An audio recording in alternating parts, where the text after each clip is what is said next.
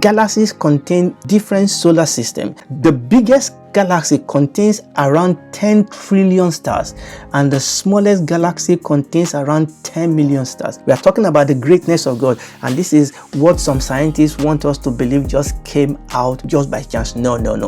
God created it. God designed it. For somebody said there are so many more stars out there than we have grain of sand on earth. We are told that you could fit 500 moon inside the volume of the earth, and you could fit about 1.3 million earth into the volume of the sun. There's a star in our own galaxy called Antares. It could hold 64 millions of our sun. God is great. And there are many stars in the universe that could easily swallow up several million stars the size of Antares. Listen to me. We are talking about God here. We are talking about His might. We are talking about His kingdom. This thing is so big that the measurement of distance in the universe is the speed of light in empty space. A light year is like the ruler you use to measure distance in space. And 1 light year is the distance that light travels in 1 year. And that distance is 10 trillion kilometers or 6 trillion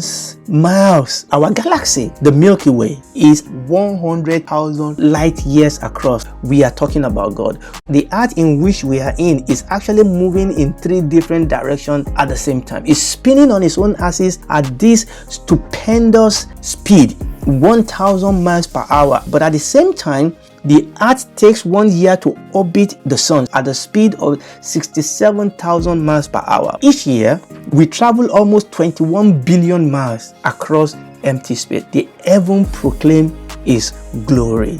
The probability of life existing on earth is so fine-tuned that it's impossible for this to happen by chance. Our planet Earth exists by God's design.